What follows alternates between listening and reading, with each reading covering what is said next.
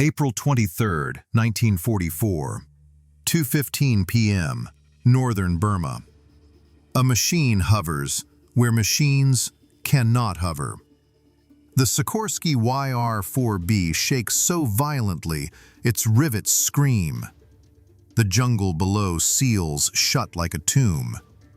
No runways, no roads, no physics that allows what is happening. The manual forbids flight above 4,000 feet. This is 5,800. The temperature gauge climbs past every red line.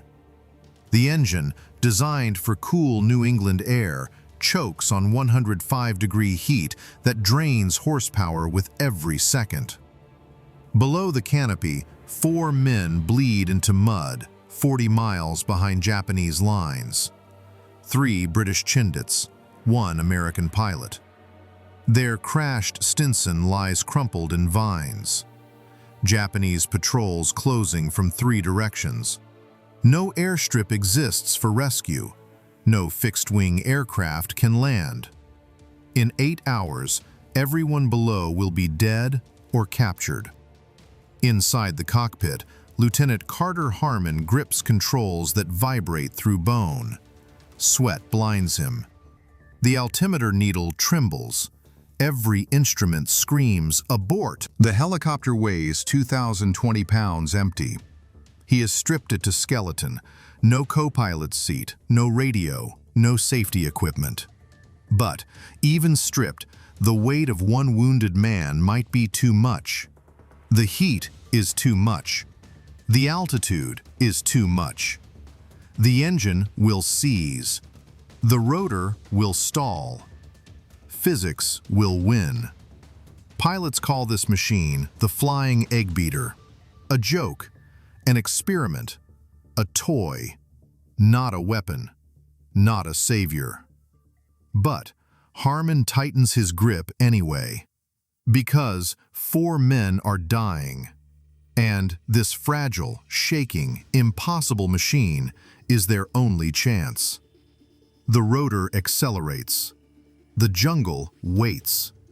Can a machine mocked as a toy rewrite the rules of what is possible when human life hangs in the balance? Burma, 1944. The theater no one talks about. While Europe bleeds across Normandy beaches and the Pacific erupts in carrier battles, the China-Burma-India front suffocates in silence. Mud, disease, jungle that kills as efficiently as bullets. The Japanese own every road, every river, every supply line that matters. So, the Allies send men to disappear. The Chindits, long-range penetration units. British soldiers who vanish into green hell strike Japanese supply depots and evaporate before retaliation comes. They are ghosts with rifles. But ghosts cannot be saved. When a Chindit falls wounded, the jungle devours him. Malaria burns through blood. Dysentery drains life in days. Cuts that would heal anywhere else fester in humidity so thick wounds never dry. Leeches attach in sleep and drain pints before dawn. Fixed-wing rescue demands airstrips. The jungle offers none. Gliders drop men once on insertion. They do not return. The doctrine is written in blood and accepted without question. Deep penetration means acceptable loss. You go in knowing you may not come out. Until April 21st. A Stinson L-1, a liaison aircraft, circles Aberdeen. A Chindit strongpoint carved from bamboo in desperation. The pilot searches for an opening in the canopy that does not exist. His engine coughs once. Oil pressure drops to 0. The propeller freezes mid-rotation. Second Lieutenant Raymond Murdoch has 15 seconds to find ground. He aims for the only gap visible, a clearing barely wider than his wingspan. The plane drops through layers of vines. Branches tear at wings. The left wing shears completely. Metal screams. The fuselage crumples on impact. 3 British soldiers working nearby are caught in the explosion of debris. Shrapnel cuts through flesh. Bones snap like kindling. Murdoch crawls from the wreckage, bleeding from a dozen cuts. He survived the crash. Now, he must survive what comes after. The clearing is 30 feet across.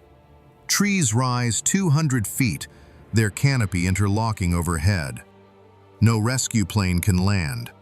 The nearest proper airstrip is 40 miles south, through Japanese-held territory crawling with patrol units that have been hunting Chindits for weeks.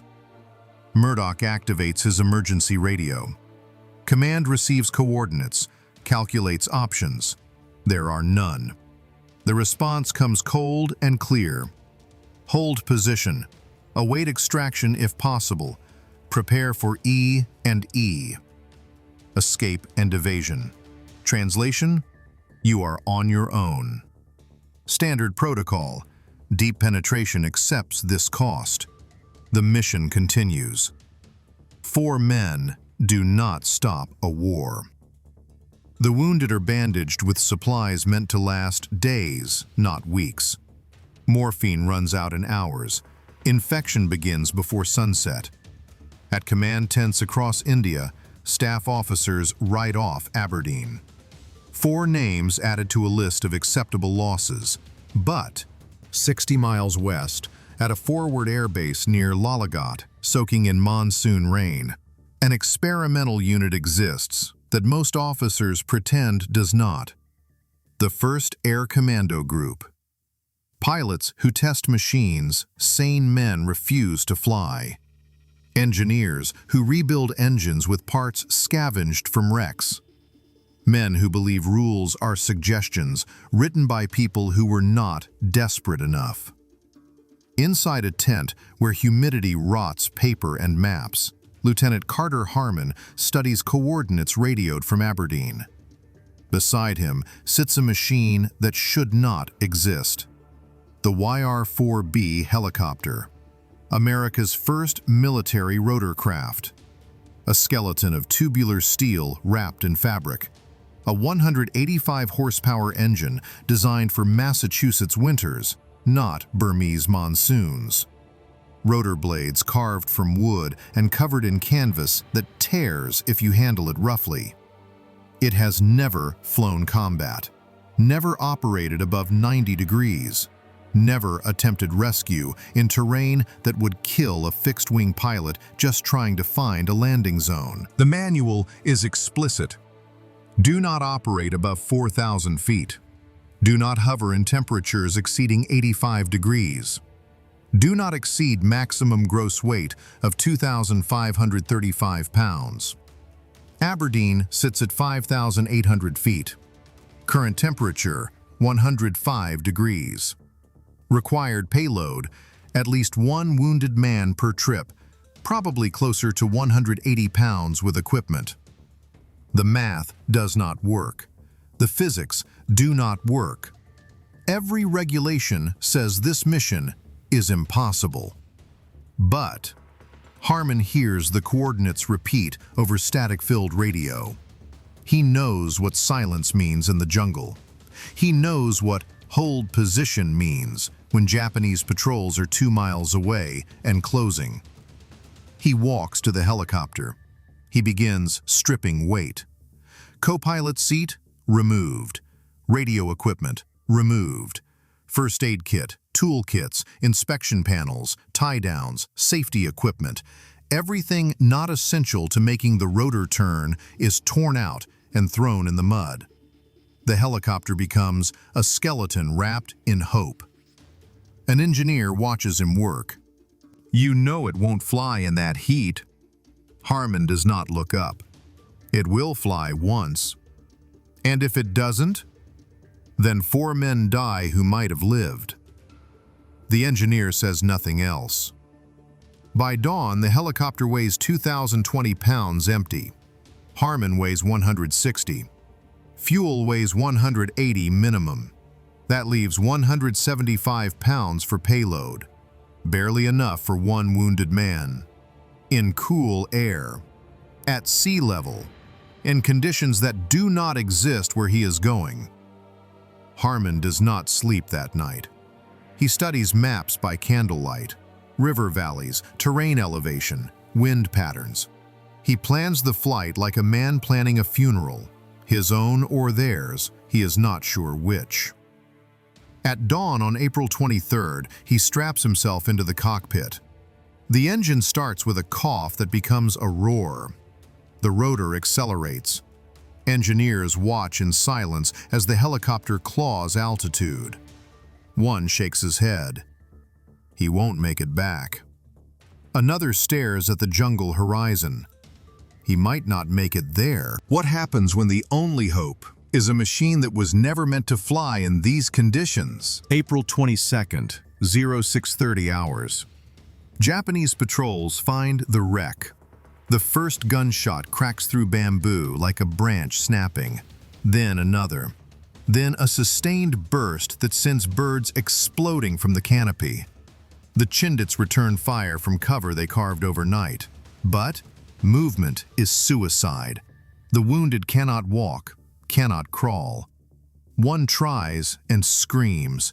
His shattered leg folding at an angle, legs do not fold. Murdoch drags him back into shadow. The man's tibia protrudes through torn flesh.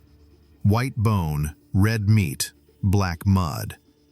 Blood trails mark every inch of movement like paint on canvas. The Japanese do not rush. They encircle, methodical, patient. They have time. The Chindits do not. Radio batteries drain with every transmission. Static replaces voices. Command becomes an echo. Then silence. By 1100 hours, the temperature hits 105 degrees. Humidity does not allow sweat to evaporate. It simply coats skin in a layer of salt and desperation. The wounded gasp for air that offers no oxygen. Their lips crack. Their eyes sink. One soldier's leg swells purple by noon. By 1400 hours, it is black. The smell starts, sweet and rotten. Necrosis spreading like fire through tissue. Another Chindit cannot stop shaking despite the heat. Malaria or shock, Murdoch cannot tell. The man's teeth chatter so hard they chip. His eyes roll back. He mutters coordinates that make no sense. The Chindits try to clear a landing zone. Machetes dull against ironwood trunks thick as oil drums.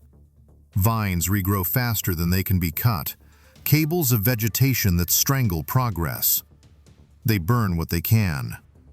The humidity chokes the flames. The jungle does not negotiate, does not yield, does not care.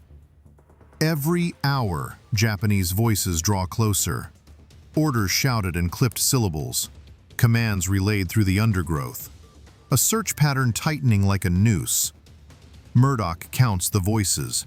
At least 20 soldiers, maybe 30. Against 4 men, 3 of them bleeding. Every delay is a death sentence. 60 miles west, Harman stares at numbers that refuse to change. The YR-4B, 2,020 pounds, empty. Maximum gross weight, 2,535 pounds. Available payload, 515 pounds. Harman's weight, 160. Fuel for round trip, 180 pounds. Minimum, and that assumes no deviations, no headwinds, no emergencies that require extra power. Remaining capacity, 175 pounds. 1 wounded man, barely. But this is not standard air.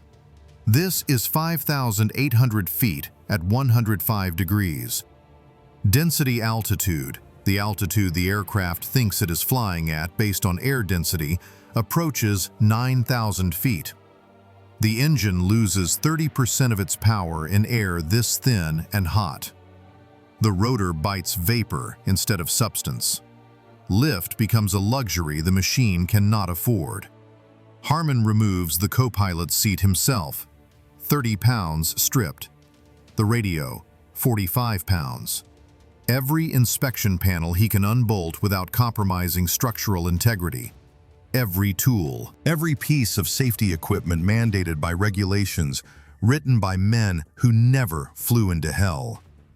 First aid kit, gone. Fire extinguisher, gone. Seat cushions, gone. He strips the helicopter to skeleton and prayer. But, even stripped, the physics are brutal. Ground effect, the cushion of compressed air beneath the rotor that grants extra lift, exists only within one rotor diameter of the surface, 48 feet and falling. Beyond that, the helicopter must fly on power alone. Power it does not have. Harman draws the route on a map creased from humidity. Follow the river valleys, stay low, use ground effect like a crutch. Land every 20 miles, cool the engine before it seizes, lift one man, return, repeat until all are out or the machine dies. If the engine fails at altitude, there is no auto-rotation. The helicopter will fall straight down into canopy that will shred it like paper. If the Japanese hear the rotor, there is no armor, no guns, no escort. Just fabric and hope. If anything breaks, no one is coming. On April 23rd at 05:45 hours, Harman lifts off into darkness turning gray. The helicopter claws altitude like a wounded animal. Every foot costs power. The engine barely produces. By the time he crosses into Burma, the engine temperature needle climbs past red into unmarked territory. He ignores it, has to ignore it. Below, the jungle erases humanity. No roads, no villages, no trails. Just green that swallows light and sound and men. He navigates by river bends and compass heading. Dead reckoning through air trying to kill him. 40 miles to Aberdeen. At 35 miles, the engine begins to shudder, a vibration deep in the crankcase. Metal touching metal where metal should not touch. Oil pressure drops. The needle falls. 10 psi, 8, 6. At 30 miles, he descends into ground effect, 50 feet above the canopy. The rotor wash tears leaves from branches and sends them spiraling at his wake. Monkeys scatter. Birds explode upward. At 25 miles, the vibration becomes a knock, a rhythmic hammering that radiates through the airframe into his spine. He enriches the fuel mixture, lowers RPM slightly. The knock persists. The temperature gauge is pegged. He does not turn back, cannot turn back. At 20 miles, the clearing appears ahead, a wound in green. Smaller than reconnaissance photos suggested, surrounded by trees that rise like cathedral walls. No margin for error, no room for hesitation. He hovers over the clearing. The Chindits wave frantically from below, desperate, urgent. Harman lowers the helicopter inch by inch, feeling for ground he cannot see through vegetation. The skids sink into mud. He cuts power. Silence crashes down. The first wounded man is loaded, unconscious, pale, breathing shallow and wet. Harman restarts the engine. It catches reluctantly. The temperature gauge is already critical. He pulls collective. The helicopter shudders. The skids lift 1 inch, then settle back into mud. Not enough power, not enough air, not enough physics. He looks at the wounded man behind him, at Murdoch watching from the tree line, at the jungle that will take them all if he fails. He makes a decision that rewrites rotorcraft doctrine. In a jungle where every law of physics works against survival, how do you make a machine do what it was never built to do? Physics does not negotiate. The YR-4B's engine produces 185 horsepower at sea level in 60-degree air. Here, at 5,800 feet in 105-degree heat, it produces perhaps 140. Not enough to hover, not enough to climb, not enough to save anyone. Harman knows rotorcraft theory like some men know prayer. Lift equals rotor disk area times air density times velocity squared. Two of those events are being murdered by altitude and heat. Air density collapses in thin, hot air. Velocity costs power he does not have. The only very validator left is technique, and technique written in no manual. He stares at the clearing with a pilot's eye that sees angles instead of trees. 15 feet of open space before the wall of green. The helicopter needs 10 feet of ground effect to generate barely enough lift. Standard procedure: increase power gradually, achieve hover, transition to forward flight. Standard procedure will kill him here. The trees are too close for Hornell acceleration. He cannot build speed before impact. So, Harman invents something new. He increases rotor RPM to maximum, blades screaming at the edge of structural limits. The airframe shakes so violently his vision blurs. Instruments become unreadable streaks. He pulls collective hard and fast. Not a smooth lift, a violent yank, a jump. The helicopter leaps off the ground like something startled. For 1 second, maybe 2, inertia overcomes weight.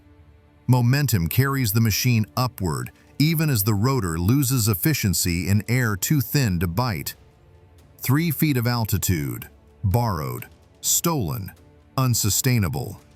Harman shoves the cyclic forward. The nose drops violently, 30 degrees in a heartbeat. The helicopter pitches forward, trading every inch of altitude for speed, gambling everything that translational lift will arrive before the ground does. The rotor accelerates through air. At 40 knots, something changes. The rotor stops recirculating its own downwash, starts biting clean air. The efficiency doubles in an instant. Translational lift. The helicopter claws upward, not gracefully, not safely, but upward. He hops over the tree line with inches to spare. Branches scrape the belly. One catches fabric and tears a ragged gash. The helicopter yaws. He corrects with pedal. Airborne, barely alive. The engine temperature is beyond critical. The needle pegged so far past red it is bent against the stop. Oil pressure fluctuates wildly, 40 PS1, then 15, then 30. The bearings are dying in real time. He flies at 50 feet, hugging the river valley, using every breath of ground effect to stay aloft. Behind him, the wounded Chindit sits silent, too weak to speak. Blood soaking through bandages already saturated. 20 miles back to Lalagat. At 18 miles, the engine begins to knock. A sound every pilot fears. Metal on metal deep in the crankcase. Bearing surfaces touching. Friction without lubrication. Harman enriches the mixture, feeds more fuel to cool the cylinders. Lowers RPM slightly to reduce stress. The knock persists, grows louder. He does not turn back. Turning back means the man behind him dies. At 15 miles, the knock becomes a grinding scream. At 12 miles, the oil temperature exceeds every limit ever written. The gauge reads 240 degrees. Normal maximum is 180. At 10 miles, he sees smoke wisping from the cowling. At 8 miles, the engine begins to seize. RPM drops. Power fades. The helicopter descends despite full collective. At 5 miles, Lalagat airstrip appears through haze. He does not have 5 miles of power left. He has perhaps 2. He pushes the nose down, trades altitude for speed, glides the helicopter like a stone skipping across water, touching ground effect, bouncing up, touching again. The airstrip grows larger. The engine grinds. 1 mile. Half a mile. The engine seizes completely for 3 seconds. The rotor coasts on inertia alone. Then, it catches again. Coughs. Runs. Harman flares hard over the threshold. The helicopter slams onto dirt. The skids hit so hard one bends. The wounded man groans. Medics sprint from the aid tent. They pull the Chindit clear. He is unconscious but breathing. Harman shuts down the engine. Silence. Then, oil dripping onto scorching metal, each drop hissing like a curse. He climbs out on legs that barely hold him. The engine cowling is black with oil. The cylinder head gasket is blown, oil sprayed across every surface. Rotor hubby bearings are scored with visible grooves where metal cut metal. A mechanic stares at the damage. This bird is done. She'll never fly again. Harman removes the cowling with shaking hands. He improvises a gasket from canvas torn from a tent, seals it with high-temperature compound meant for truck engines. He drains the oil into a pan. Metal shavings glitter in the black liquid like stars in a poisoned sky. He strains it through cloth, pours it back, adds a quart from reserve stock. Hand turns the rotor. Listens for grinding, feels for resistance. The mechanic watches in disbelief. "You can't fly this. It's suicide." Harman checks the fuel level. 3 men still in that jungle. They're already dead. Not yet. He refuels manually, counting gallons, calculating weight down to the pound. At 1300 hours, he climbs back into the cockpit. The engine starts. Rough, unstable, knocking before it even reaches idle. But running. The mechanic steps back. "You're insane!" Harman advances the throttle. Probably. The helicopter lifts off. The engine screams in protest, but it lifts. Behind him, engineers watch in silence as the damaged helicopter claws altitude and turns toward Burma. One whispers to another, "He won't make it back this time." The other says nothing. They both know it is true. When a machine breaks the rules to stay alive, how many times can you ask it to break them again? April 23rd, 3:45 p.m. Second extraction. Harman arrives over the clearing as shadows lengthen. The sun bakes the jungle into a furnace even as it sinks toward the horizon. Heat radiates from every surface. He hovers. He descends carefully, reading the air, feeling for updrafts and sinkholes in the thermal currents. The skids touch. He keeps the engine running this time, does not risk a restart. The second wounded man is loaded, a British sergeant, leg shattered in 2 places, face the color of old paper. His eyes are open but unfocused. Shock or blood loss, maybe both. Harman signals ready. The Chindits step back. Harman pulls collective. The helicopter shudders. It lifts 1 foot, 2 feet. Then, the engine seizes. A grinding scream of metal on metal that cuts through rotor noise. The RPM drops instantly. The rotor slows. Lift vanishes. The helicopter slams back to earth. The wounded sergeant gasps. His broken leg impacts the floor. He screams once, then passes out. Harman kills the ignition. Silence. Complete. Absolute. He sits in the cockpit for 3 seconds, hands still on the controls, mind racing through options that do not exist. He steps out into the heat. The engine is locked. The crankshaft will not turn. Oil pours from the case, black, thick, contaminated with metal particles. The manual is explicit. Catastrophic engine failure. Do not attempt restart. Await recovery. There is no recovery. They are 40 miles behind enemy lines, Japanese patrols are 2 miles east and closing. Harman inspects the damage with the calm of someone who has already accepted the impossible. The oil pump has failed. Bearings have welded themselves to the crankshaft. The engine is mechanically dead. He radios Lalagat on the portable set the Chindits carry. The response crackles through static. Abort mission. Destroy the helicopter. Exfiltrate on foot with able-bodied personnel. Leave the wounded. Standard protocol for compromised positions. Harman looks at the wounded man bleeding in the helicopter. Then, at Murdoch and the third Chindit, still waiting in the shade of a tree, watching him with eyes that know what the radio said. He makes a choice. He disconnects the radio. He drains the remaining oil into a cloth, perhaps a pint, contaminated and hot. He strains it through the fabric, filtering out the largest metal particles. Shavings glittered in the weave like terrible jewelry. He pours the strained oil back into the case. It is not enough. Not nearly enough. But it is all he has. He removes the spark plugs with a wrench from his pocket. He hand cranks the propeller, forcing the pistons to move, breaking the welded bearings free through sheer mechanical advantage. The crankshaft moves. 1 inch. 2. Grinding. Protesting. But moving. He reinstalls the plugs. He primes the engine manually, flooding the cylinders with fuel. He engages the starter. Nothing. He tries again.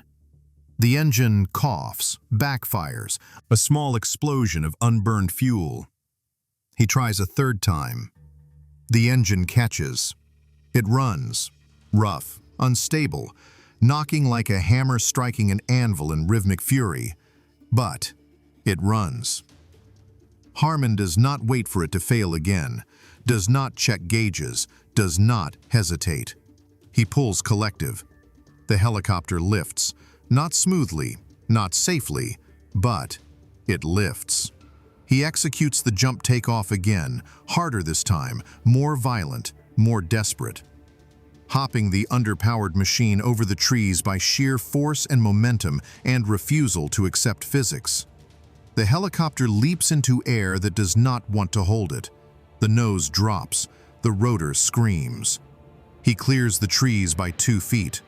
Branches scrape the belly. Fabric tears, the engine knocks, the oil pressure is 0. He flies anyway. Ground effect, river valley, minimum altitude. Every second the engine runs is borrowed time. The engine will not last 20 miles. He knows this, accepts this. He lands at 10. A forward aid station. Nothing more than a tent and a dirt strip carved from jungle. Medics unload the sergeant. Harman does not shut down. He cannot restart if he does. The engine is running on momentum and luck. If he stops it, it will never start again. He hovers in place. He waits for the engine to cool while it idles. Metal contracting, bearings settling. 5 minutes. 10. The knock softens slightly. Oil pressure returns to the gauge, barely 10 psi, but something. He lifts off, back to Aberdeen. 2 men remain, Murdoch and the third Chindit. 1 more flight, 1 more impossible flight. When the machine dies and the manual says stop, what keeps a man flying into the impossible 1 more time? April 25th. First light. The jungle is silent. Too silent. Harman approaches the clearing for the 3rd time. The helicopter shakes continuously. Not vibration, but structural collapse in slow motion. The engine misfires every 4th revolution.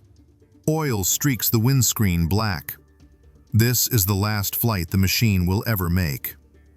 Below, Murdoch waves frantically. The third Chindit lies motionless on a stretcher, and beyond them, shadows moving through bamboo. Japanese soldiers. Close. Harman drops fast. No time for careful descent. He flares hard at the last second and slams down. The skids hit mud. Metal screams. Murdoch and two Chindits drag the stretcher toward the helicopter. Gunfire erupts. Rounds snap through leaves. One hits a tree trunk 6 feet from the rotor. Bark explodes. Harman keeps the engine at full throttle. They load the wounded man. He is gray, barely breathing. Murdoch climbs in beside him. 2 men, at least 340 pounds. Too much. Far too much. Japanese voices shout orders. More gunfire! Sustained bursts closing in. A round punches through the fuselage, through the cockpit. It misses Harman's head by inches. He pulls collective to maximum. The helicopter does not move. The engine screams. The rotor overspeeds into dangerous RPM. The skids stay planted in mud. Murdoch leans out shouting, "Go! Leave us!" Harman ignores him. He lowers collective, increases RPM past redline into the range where blades can tear free, then pulls hard, the most violent input possible. The helicopter lurches upward, 1 foot, 2. The weight is crushing. No more lift exists. Harman shoves the cyclic forward while climbing. The nose drops 40 degrees. The helicopter accelerates forward barely off the ground, skimming mud. A tree looms ahead. He banks hard left. The skid catches a vine. The vine snaps like a rifle shot. The helicopter yaws wildly. He corrects with full pedal. The rotor bites translational lift. Altitude comes, inches at a time. 5 feet. 10. A Japanese soldier steps into the clearing, rifle raised. He fires. The round misses. The helicopter clears the tree line, barely. Branches scrape metal, but they are clear. Harman flies low, fast, reckless, every rule abandoned. The engine temperature is unmeasurable. The oil pressure reads 0, has read 0 for 10 minutes. The engine knocks, grinds, screams. He flies anyway. The river valley opens below. He descends into ground effect, skimming water so close the rotor wash creates spray. The forward aid station appears. He does not slow, does not follow procedure. He flares hard at the last possible moment. The helicopter slams down. The engine seizes. Final, complete, irreversible. Medics pull Murdoch and the Chindit clear. Harman sits motionless in the cockpit, hands still on controls. The rotor coasts to a stop. Silence descends. Someone touches his shoulder. You made it. All 4. You made it. Harman stares at the engine. Smoke rises from the cowling. The smell of burning metal. The mission is over. 4 men are alive. The helicopter will never fly again. But it flew enough. When survival hangs on a single machine pushed beyond every limit, what separates success from catastrophe is not luck. It is will. All 4 men survive. Lieutenant Raymond Murdoch reaches surgery within 2 hours. Doctors remove shrapnel from his shoulder and chest. He recovers fully. Returns to flight status within 3 months. The 3 British Chindits are evacuated to a field hospital in India by nightfall. Infections are treated with the newly available penicillin. Bones are set with proper surgical equipment. 2 return to duty within months, walking with slight limps that will fade with time. The 3rd is medically discharged, but alive, breathing, whole enough to go home. The YR-4B helicopter does not fly again. The engine is destroyed beyond repair. Crankshaft warped, bearings welded, cylinder heads cracked. The airframe is damaged beyond field capability. Bent spars, torn fabric, loosened rivets throughout. It is stripped for parts at the forward aid station. The rotor is salvaged. The instruments are rededicated. The rest is abandoned to rust in monsoon rain. But the data survives. Every detail survives. Harman's flight reports are studied with intensity by engineers at Sikorsky's Connecticut facility, by operational planners at the War Department, by tacticians who had dismissed rotorcraft as expensive toys with no practical military application. The impossible has become documented fact. A helicopter extracted 4 men from terrain no fixed-wing aircraft could reach. It operated in environmental conditions that excrease every design limitation by margins no engineer thought survivable. It flew multiple sorties under enemy fire with a failing engine held together by improvisation and determination. It rewrote the assumptions of air mobility in a single mission sequence. Within weeks, more YR-4s are deployed to Burma. Pilots study Harman's techniques. Jump takeoffs become codified doctrine.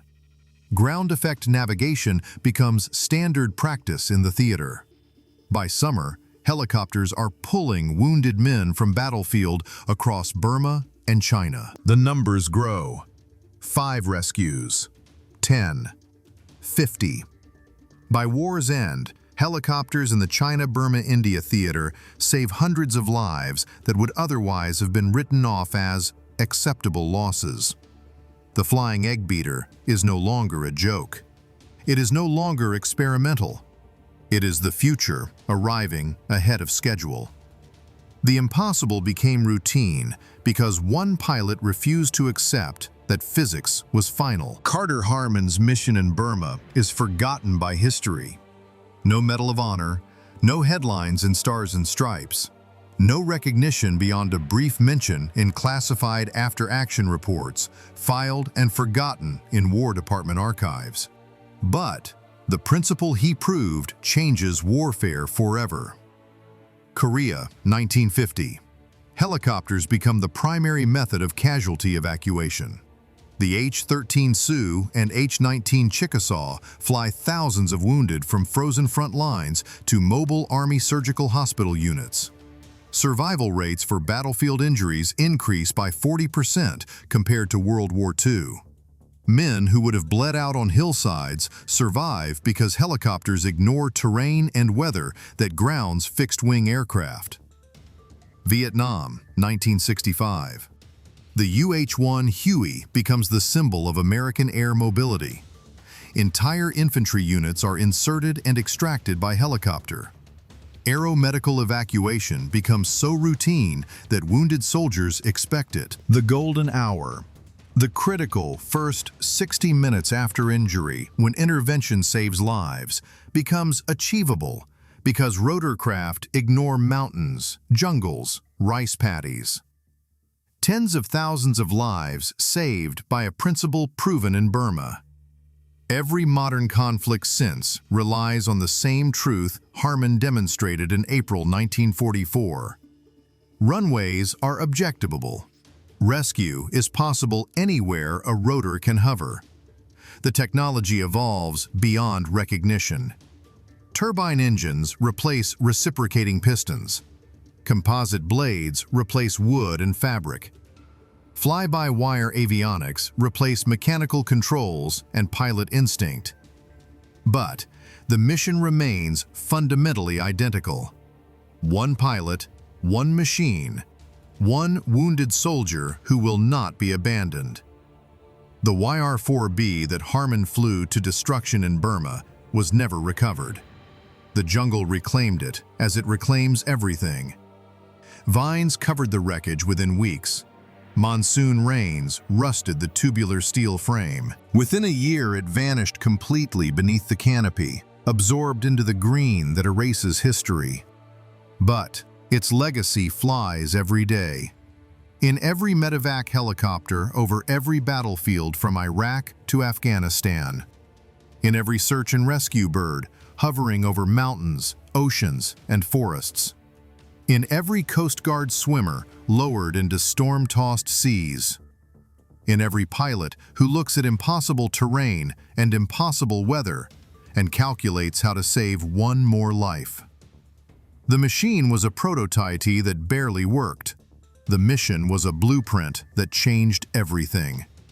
From a single desperate flight came a doctrine that has saved millions. Proof that the future often arrives when someone refuses to wait for permission. War is a machine designed to destroy.